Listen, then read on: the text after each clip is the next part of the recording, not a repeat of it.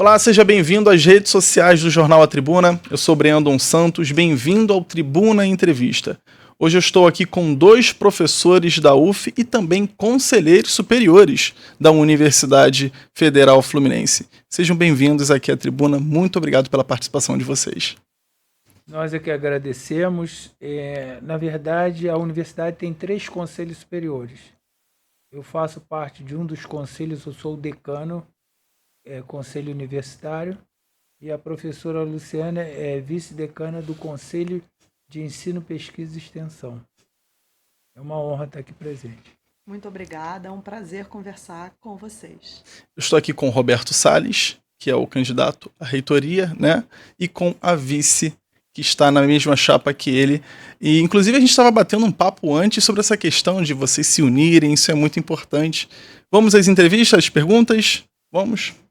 Eu quero saber qual é o desafio de voltar à reitoria da UF. Qual é a importância para você e para você que está voltando a participar de uma campanha ali pela universidade. Bom, o desafio é enorme, né? Porque eu tive a oportunidade de ser reitor de 2006 a 2014, época que surgiu um programa no governo Lula I, chamado REUNE, Programa de Reestruturação e Expansão, e a UF foi a que apresentou o maior projeto do Brasil, isso dito pelo ministro Fernando Haddad, e que no governo Lula, e José Henrique Paim foi ministro da Educação no governo Dilma. Que a UF fez o maior projeto de todo o país.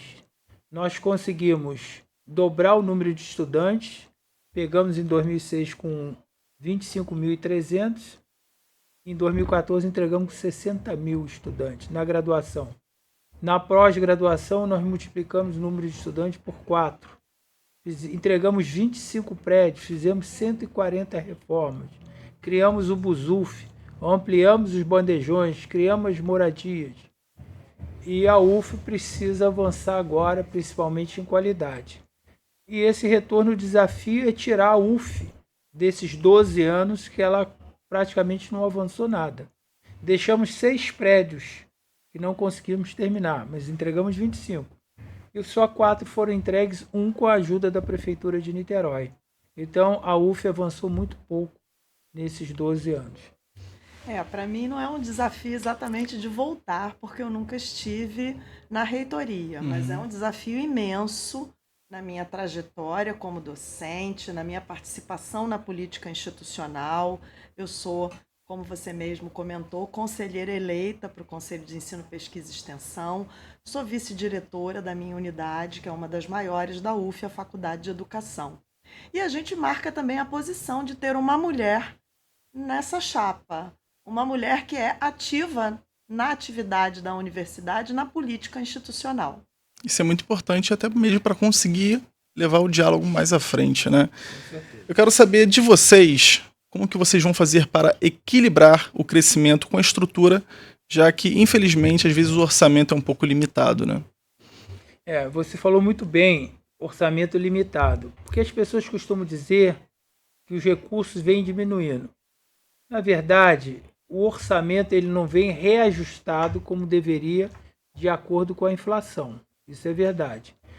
Mas nós temos lá uma associação das instituições federais de ensino superior, formada por reitores, e nós sabemos como discutir com o governo, né, a recomposição do orçamento geral e principalmente a assistência estudantil. Porque nós avançamos bastante na assistência estudantil e tem um recurso próprio, que é o Programa Nacional de Assistência Estudantil, que precisa ser reposto. Temos também os órgãos financiadores, temos as agências, a Agência Nacional do Petróleo, da Energia Elétrica, a Agência Nacional dos Transportes, que todas essas agências governamentais retêm 1% da receita líquida das empresas, que podem ajudar, os recursos estão lá para as universidades. Além das agências financiadoras normais, como CAPES, CNPq, FAPERJ, e também temos as emendas parlamentares. E podemos fazer também projetos com vários ministérios. Por exemplo, eu tive uma conversa muito boa com o ministro Wellington, da Família, Pobreza e Combate à Fome. E eles precisam da universidade para ajudar na capacitação de estudantes que tenham na sua família alguém dentro do programa de auxílio continuado, como o BPC, Bolsa Família, para a gente capacitar para essas pessoas terem uma renda. Então a universidade realmente pode fazer muita coisa e deve fazer. E fora a empresa, nós tivemos muitos recursos com parceria com a Petrobras e vamos realmente falar com todos. E nos municípios onde a UF está inserida, são 8 municípios, os prefeitos têm responsabilidade, porque a UF leva desenvolvimento social e econômico. E nós vamos conversar com o prefeito. Vamos começar pelo prefeito de Niterói, Rodrigo Neves. Não, o orçamento da universidade, de fato, ele está bem comprometido, muito abaixo do que deveria ser. Só que a gente precisa exatamente de uma gestão ativa. Como o Roberto disse, não dá para você ficar na universidade, lá no prédio da Rua Miguel de Frias, esperando o recurso chegar. A gente tem que fazer uma mobilização. Tem que agir, né? A gente tem que agir. Então, por exemplo, nós ainda não estamos na reitoria e já estamos conversando com ministérios, com prefeituras, com muitos parlamentares que nos apoiam, porque o que não dá é para ficar parado. Ou seja, já é uma ação antes mesmo, talvez, de serem eleitos, né? Isso é muito importante. E a terceira pergunta é exatamente sobre essa questão da pesquisa, né? Porque você disse sobre o diálogo com os municípios. Então, qual é o seu plano para garantir a manutenção dessas pesquisas? Quando fala pesquisa, nós temos que falar de uma coisa mais ampla, né? A pesquisa está ligada à extensão, está ligada ao curso de graduação, pós-graduação. Eu acho que isso é muito importante. A UF cresceu em tamanho, para você ter uma ideia, em 50 anos de existência, a UF tinha, em 2010, tinha 240 mil metros quadrados de área construída. Em 8 anos, nós construímos 180 mil metros quadrados. Em 8 anos, não é pouca coisa. Agora, a UF cresceu em número de estudantes na graduação e pós e tem que crescer em qualidade. E nós temos um projeto de criar um escritório técnico para ajudar aos pesquisadores, aos extensionistas, a quem queira captar recursos, para ajudar a elaboração dos editais e depois prestar contas. Porque nós temos que ter uma profissionalização para isso, porque os professores não têm nem os técnicos, condições, quem apresenta o projeto não tem condições de fazer tudo. Então precisam de ter um escritório técnico para ajudar. Isso vai facilitar também na captação de recursos. Eu sou professora de um programa de pós-graduação na UF, um programa de excelência, nota mais alta pela avaliação da CAPES, e nós vemos muitas carências ainda na pesquisa da UF.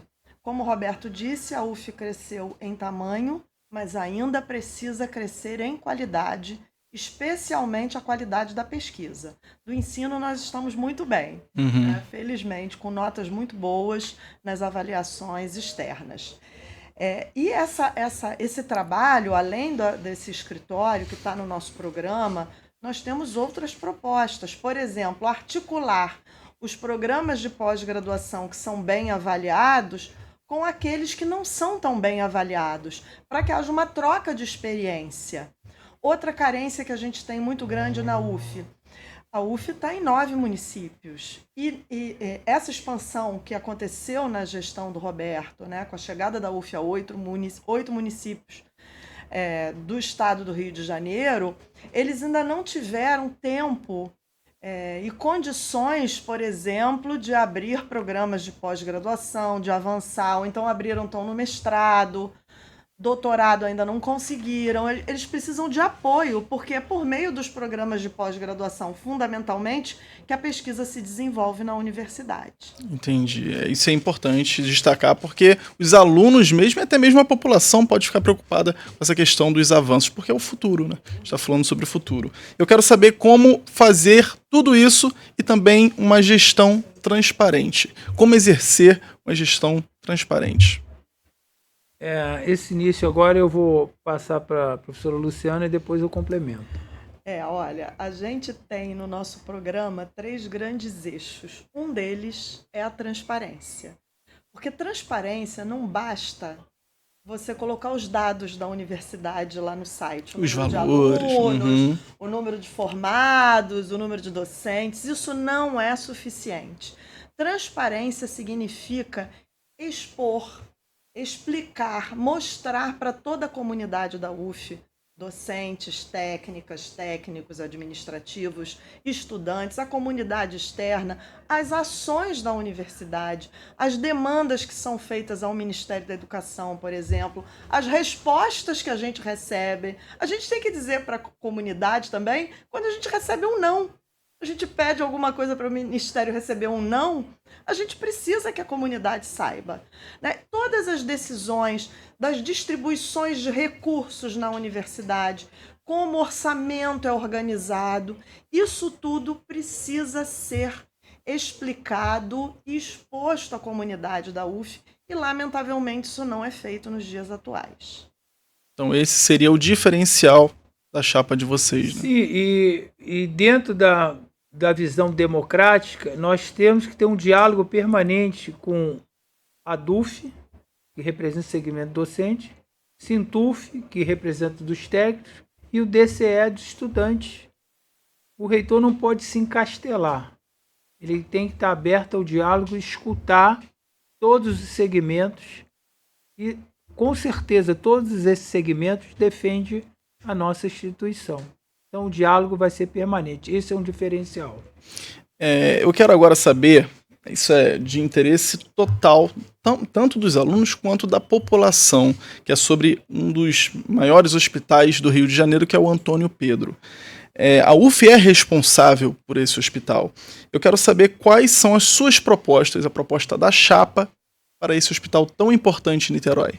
Antes de responder, eu preciso fazer um histórico, porque além do REUNE, que foi o programa de reestruturação das universidades para a área acadêmica de modo geral, nós tivemos o REUF, que foi o REUNE dos hospitais universitários. Paralelamente ao crescimento da UF, nós reformamos todo o Antônio Pedro.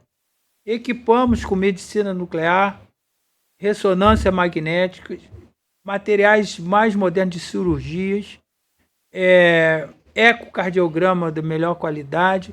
Então, deixamos o hospital lindo e com uma quantidade de leitos, chegava mais ou menos a 234 leitos.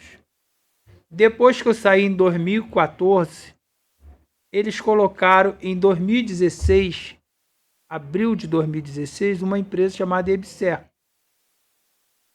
2 anos e 5 meses depois que eu saí.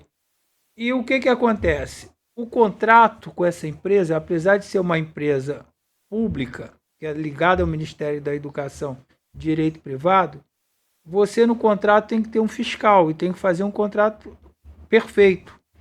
E o que aconteceu? A empresa entrou, disse que ia contratar em torno de 1.000 servidores, contratou a metade. E o hospital foi encolhendo. Hoje o Hospital Antônio Pedro tem 100 leitos.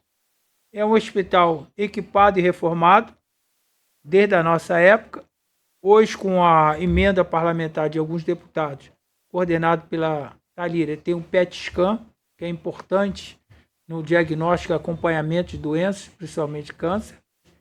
E o que acontece? O hospital agora está sujeito ao sistema que é de regulação. Então, um paciente que tem um diagnóstico de câncer de mama, ele volta para o sistema e você não sabe quando ele vai ser atendido. O hospital precisa de humanização.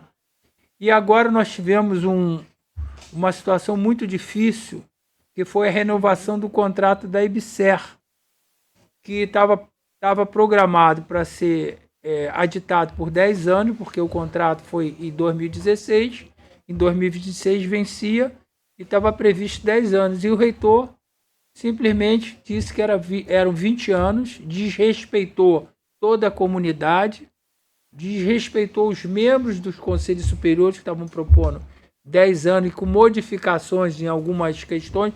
Por exemplo, lá dizia que se a EBSER sair, a UF tem que ressarcir a EBSER. Ressarcir em quê? Como é que a gente pode aceitar isso? Então está judicializado, porque não houve uma votação correta, o reitor não deixou ninguém falar e a situação está um impasse. E você tem razão, o hospital universitário é Universitário Antônio Pedro. É o hospital de ensino, como consequência tem que atender a população. Não pode ser sujeito, ficar preso a uma empresa e que é a empresa que dita tudo. Quem tem que ditar somos nós. Porque quem nomeia o superintendente da IBCE é o reitor. Então, o superintendente tem que ter diálogo com a comunidade, com os professores, com os técnicos, com os estudantes, coisa que não está havendo. Então, está judicializado, tanto a DUF quanto o Sintuf judicializaram, e nós vamos aguardar o que vai acontecer. Agora, o fato é que hoje metade dos servidores são da IBCE e metade da UF. Né? Essa que é a situação, com 100 leitos. Então, nós vamos ter que tratar esse assunto com cuidado. Vamos recorrer ao Ministério da Educação e da Saúde para ver como resolve isso. Esse assunto é um assunto que é muito caro ao Roberto. O Roberto é médico, inclusive atua na formação de profissionais de saúde. E a gente tem circulado no hospital, conversado com os servidores, e há uma insatisfação muito grande. Porque veja só que absurdo. Se um servidor a caminho do trabalho sofrer algum acidente, ele não é atendido no Hospital Universitário Antônio Pedro. Ele tem que ir para o Carlos Tortelli, que é ali próximo. Quer dizer, as pessoas não estão se sentindo acolhidas, bem recebidas, os funcionários que estão lá para atender a população.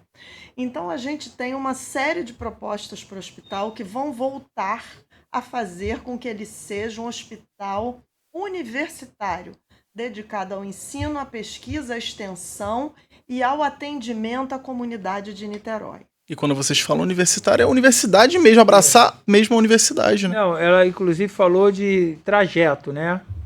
Que no trajeto sofreu acidente não vai ser atendido. Não é só no trajeto. Quem trabalha dentro do hospital, se sofrer, tiver algum problema, passar mal, eles mandam para o Carlos Tortelli ali atrás, não é atendido no Antônio Pedro. E aí, quando a gente conversa com outros servidores que foram da IBCE, da Bahia, do Ceará, de outros lugares, eles falam, mas lá não é assim. Por que a UF tem que ser assim? Então, nós vamos humanizar o Hospital Universitário Antônio Pedro. Nós conhecemos, eu estou na UF desde estudante há 49 anos. Então, eu conheço um pouco a universidade. A universidade vai fazer 66 anos. Então, eu conheço essa evolução da UF como ninguém. Então, nós temos condições realmente porque nós temos diálogo, conversar com as pessoas. O reitor não pode ficar sentado no 7º andar e mandar seus comandados tomarem ação. Como é que tá? Tá tudo bem? Tá tudo bem. Não, tudo bem não. O reitor tem que ir lá, conversar com as pessoas e sentir, né, o que está acontecendo. É isso que nós vamos fazer. Precisa ser presente, né? Por favor. Só um comentário que é importante, né? No hospital, há 3 plantões, são 3 dias, né? 24 por 72 que eles trabalham, 12 por... Não, 12 por 60. 12 por 60. E então, as eleições da UF sempre tiveram 3 dias de votação. Um dos motivos é para atender os 3 plantões do Hospital Antônio Pedro. Dessa vez a eleição tem só 2 dias. Quer dizer, um plantão inteiro não poderá votar. Eu acho isso muito grave que está acontecendo. Não entendemos por que a comissão eleitoral está fazendo isso. A UF sempre teve 3 dias de eleições.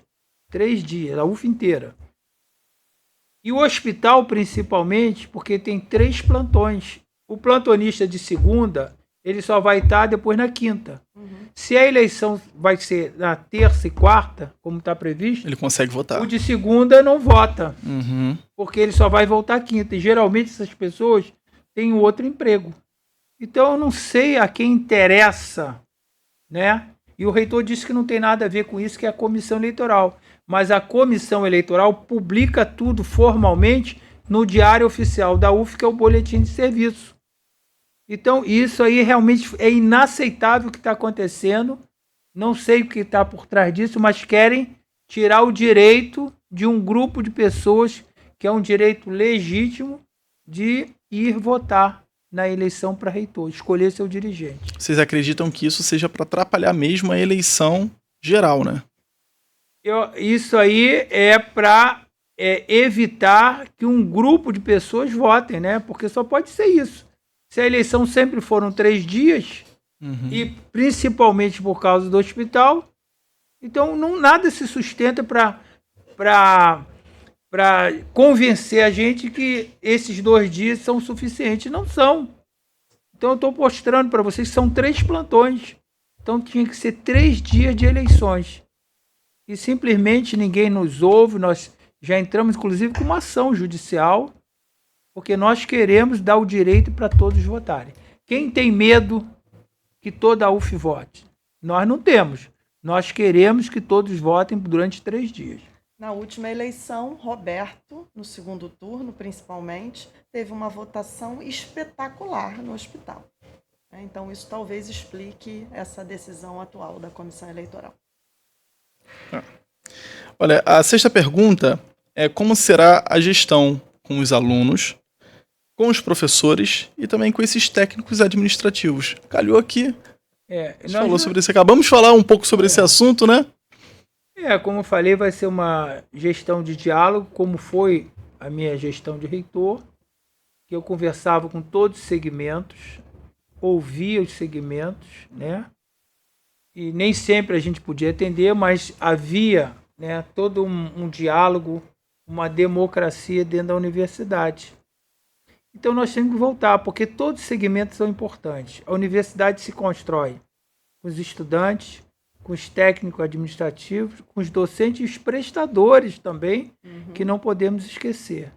Então o diálogo vai ser permanente com toda a comunidade, explicando por que o Reúne deu certo. Porque botamos todo o dinheiro dentro do PDI. O que é o PDI? É o Plano de Desenvolvimento Institucional, que é obrigatório nas públicas e privadas. Então todo mundo discutia como se fosse orçamento participativo. Hoje, o PDI é só fictício. Então o diálogo vai ser permanente, abrindo as contas, dizendo quanto nós temos, o que nós vamos gastar, quais são as prioridades.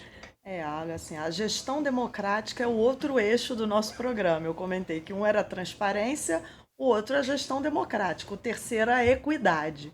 Mas falando da gestão democrática, eu acho que é isso que o Roberto disse. Nós estaremos sempre em diálogo com a comunidade universitária. Você não tem como propor um projeto de resolução que afeta, por exemplo, o salário de técnicos ou de docentes, sem antes discutir com a comunidade sobre esse projeto de resolução. E é isso que tem acontecido hoje. Se aprova tudo sem diálogo. Não é possível que você não receba o DCE para qualquer debate relativo aos estudantes. Também é o que tem acontecido hoje na UF. E a nossa proposta de gestão democrática vai incluir, por exemplo, estudantes num comitê gestor dos recursos da assistência estudantil.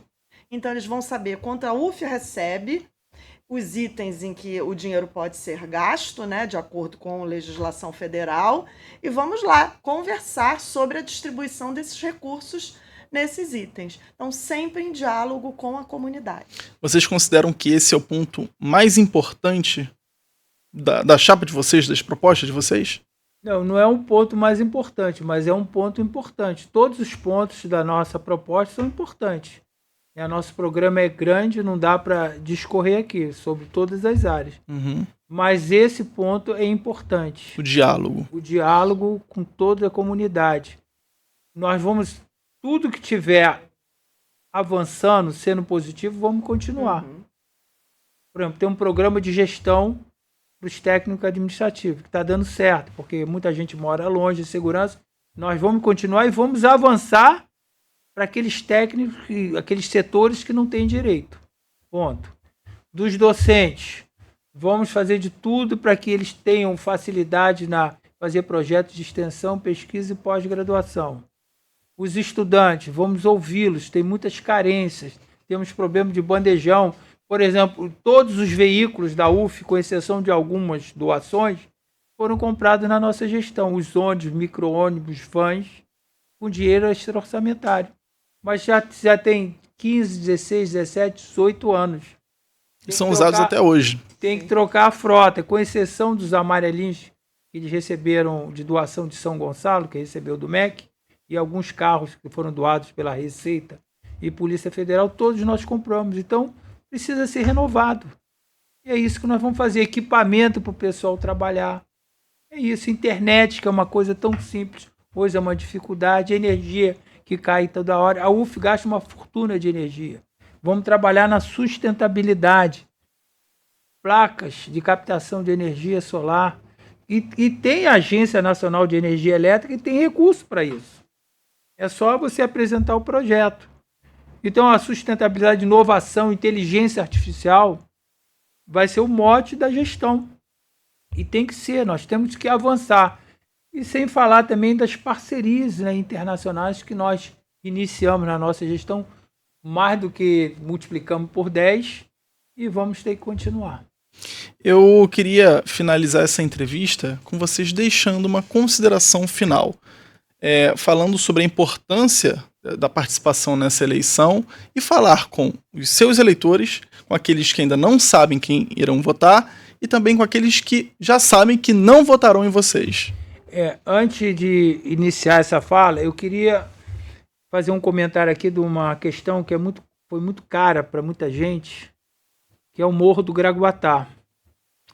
Inclusive foi muito cara para um jornalista desse jornal, que foi o Jordão Amora, que ele foi um defensor do Morro do Gragoatá, né? Que na época, depois que eu saí da reitoria, o reitor me sucedeu com o atual reitor, que era o vice, e o atual candidato dele era diretor da Escola de Engenharia. Fizeram algum acordo aqui em Niterói com uma empresa chamada Planurb. Foi essa empresa? Acho que é, Planurb. E tentaram construir 8 blocos de apartamento no platô do Morro do Gragoatá, que pertence à UF. Isso foi uma decisão do Tribunal Federal Regional, que a UF é dona administrativa. Então, estranhamente, começou um movimento de fazer 8 blocos de apartamento em cima do platô que tem mais de 40 mil metros quadrados. E aí, obviamente, como eu, reitor, não podia concordar. E tive o apoio do Jordão, tive o apoio de vários professores, estudantes, técnico-administrativos, e conseguimos derrubar essa onda que queriam colocar dentro da UF. Imagina lá na engenharia, 8 blocos de apartamento. E o diretor da engenharia, que é o atual candidato, nada fez, nada falou. O atual reitor era o vice também, se calou.